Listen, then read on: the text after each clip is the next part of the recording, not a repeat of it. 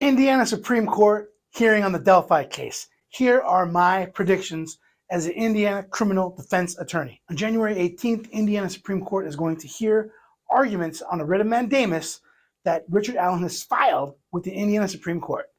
There's three things that are going to be decided, or at least heard. Number one, the reinstatement of the original defense team. Number two, whether or not the trial judge is going to get kicked off the case. And number three, whether or not Richard Allen can have a fast and speedy trial. A case that has not gone to trial, getting a hearing with the Indiana Supreme Court, that's very unusual. Let's talk about that just for a minute. Number one, Indiana Supreme Court, I can tell you this right now, does not want to get involved with this case. Indiana Supreme Court does not like being in the trial level. In fact, you're not supposed to even do a writ of mandamus if an appeal could provide an adequate remedy. So the Indiana Supreme Court, even though they've accepted arguments, even though they're having oral arguments, even though they're entertaining this, they don't want to be involved. I can promise you that right now. But what's at stake is so significant. I think the Indiana Supreme Court realized they have to get involved. And so I'm telling you this because this is going to shape everything we see. The Indiana Supreme Court knows that this is the most high-profile case probably in Indiana history. And they know that multiple people across the country, even across the world, are watching this case. And so they want to make sure that people have faith in the criminal justice system. And as it is right now, a lot of people look at this case, sealed records, attorneys getting kicked off, filings talking about odinous or threatening Richard Allen. It's just like so much stuff is going on. The original judge getting off the case. Here, I mean, there's so many things going on with this case. People are looking at Indiana with a skewed eye and be like, hey, man, what's wrong with this state? Now, I love Indiana. So I want people, particularly people outside of Indiana, to also know that, hey, we have a good criminal justice system. It's not perfect, but the Supreme Court wants people to know, hey, we are trying. So with that framework, they still don't want to be involved. So they're going to try to tailor everything very narrow. They're not going to make broad rulings in cases like this because they don't want to get involved every time the defense attorney disagrees with the judge. They don't want to get involved every time a defense attorney can't kick a judge off the case. They don't want to do that. So they're going to try to do things very narrowly. So we have to look at that framework that the Indiana Supreme Court is balancing people's belief in the Indiana criminal justice system with the idea they don't want to get involved in cases like this because they're already busy enough. So with that framework, let's talk about this. The reinstatement of the original criminal defense team.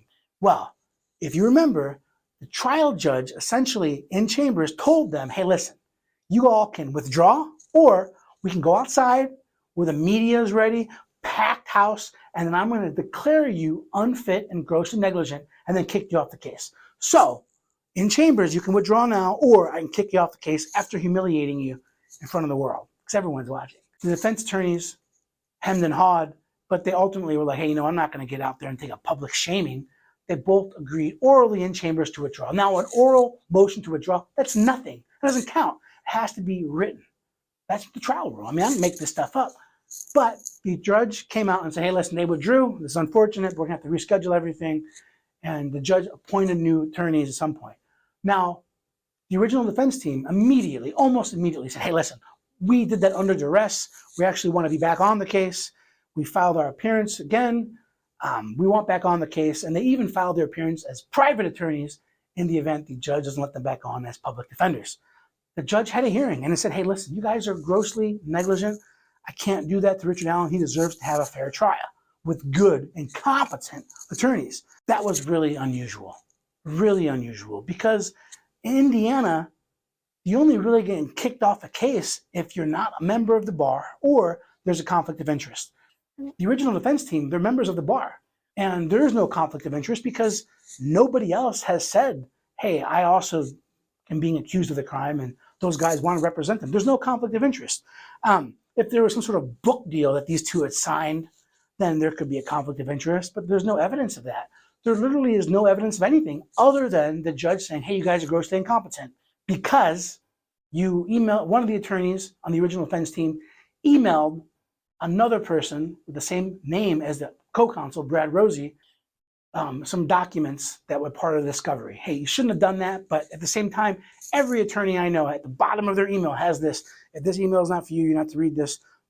Destroy it immediately, let the sender know. We live in a day and age of things like this, and I'm sure before email, I'm sure people wrote down the wrong addresses, mailed things out. I'm not saying it's a good idea to do that, but mistakes happen. Number two, the judge did not like the fact that one of the attorneys had some evidence laying out in a conference room, and a third party was able to take a picture of that evidence and send it out to news media, social media. Judge was mad about that, and understandably, the evidence in this case can be sensitive, and we don't want people just being able to get the evidence in the case. Although the evidence will be released eventually, so what does it matter too much? But that's a different argument, different situation. But the judge wasn't happy about that. And then the third big issue was the judge was not happy with some motions that the defense team filed, saying Richard Allen needed to be transported. He wasn't safe at the jail or something like that. But the judge ultimately said on two separate occasions that the motions filed were full of inaccuracies and falsehoods. Falsehoods being, hey, listen, you guys are playing fast and loose. I don't necessarily trust you. So those are the big issues. There's also the issue of a press release that the original defense attorney did after one of the first hearings. But I mean, come on. Even if the judge wasn't happy about that, that's not grounds to remove an attorney. It's just not. I have seen no case law for Indiana, not California, that's federal. For Indiana, I've seen no case law that says a judge can remove attorneys for the things that the trial judge has said the original defense team did. I have not seen it. I have not seen it in the responses, the filings, anything like that. So I think that's huge. And I think this is why the Indiana Supreme Court has accepted, or at least taking arguments to accept, the writ of mandamus. Or this is why the Indiana Supreme Court is going to hear these arguments. Because the Indiana Supreme Court knows if they don't deal with this, then there's going to be a trial. And maybe be with some new defense attorneys, it might be with someone else. But if the state of Indiana loses, then the Supreme Court of Indiana knows they're going to ultimately have to hear this, because this is unprecedented. A judge to remove counsel when the defendant clearly wants that counsel to remain. Now, I'm a criminal defense attorney in Indiana. The idea of a judge being able to remove an attorney for the reasons listed by the trial judge terrifies me. I've had judges tell me they have disagreed with my trial strategy. I've had judges tell me, hey, Mark, this is a loser case. You shouldn't take it to trial. Probably want to work a deal out. I've had judges tell me so many things. Hey, Mark, I think that's a bad idea. Are you sure you want to question that witness that way? Hey, Mark, are you sure you want to bring that person? And judges do this because they want to move things along. They want to, they want to do efficient justice. They don't want to take 3 days for a misdemeanor. But I will tell you, I've won lots of cases where the judges openly told me they disagree with my trial strategy. And that's not to say the judges were wrong or I'm right. But the fact is, judge is like the referee and he's watching over everything. And the judge doesn't know everything a defense attorney is going to do. They don't. They're not in that mindset. That's not. And then the prosecutor, they're not really in that mindset either.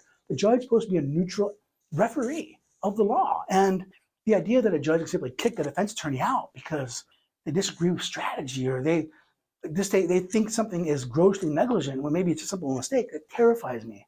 And that should terrify every person watching this video, because the right to an attorney is sacrosanct.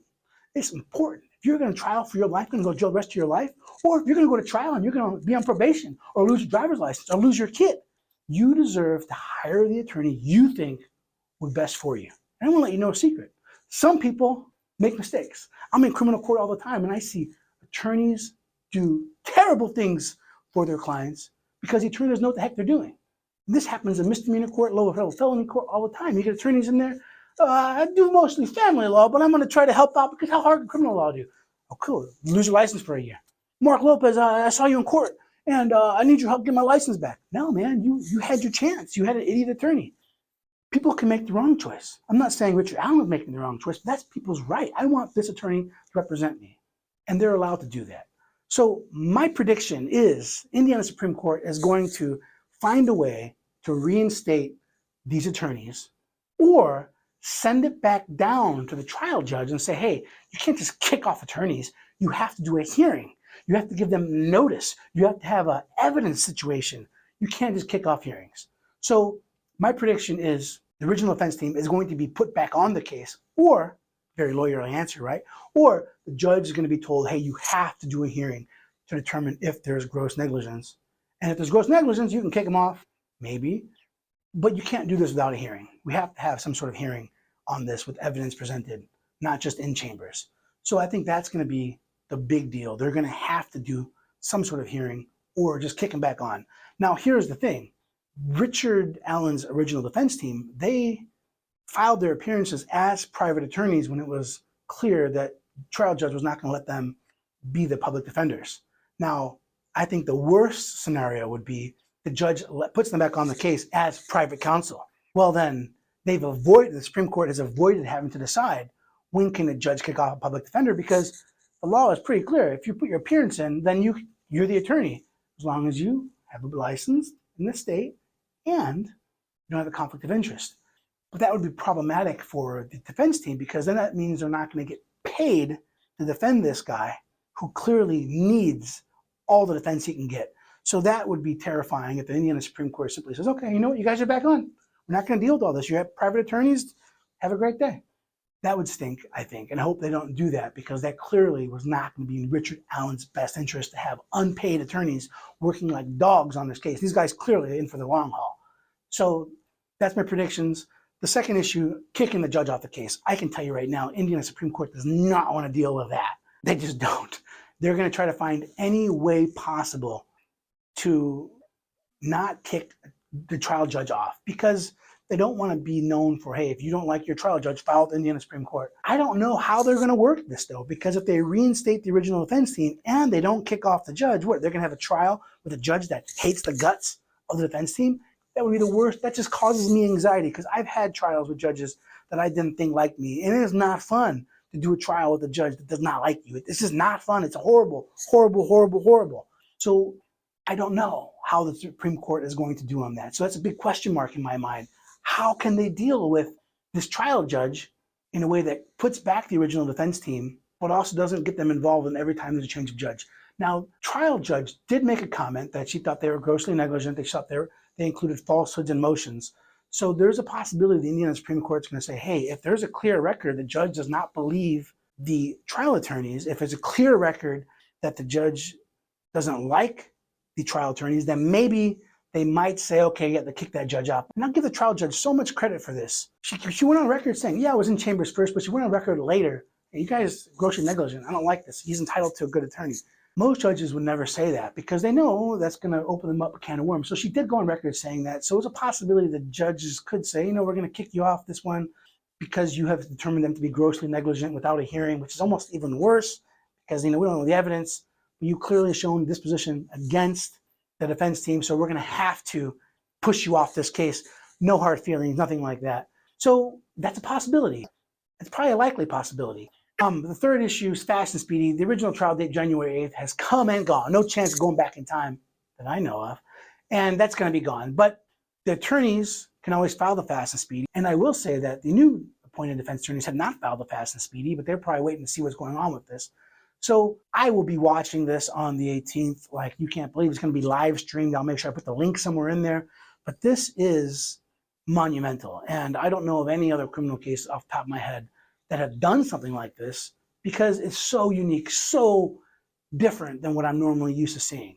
So I'll be watching like a hawk, and I can't wait to give you all an update on that. If you have watched this video to this point, well, please leave a comment. I don't care if it's a mean comment.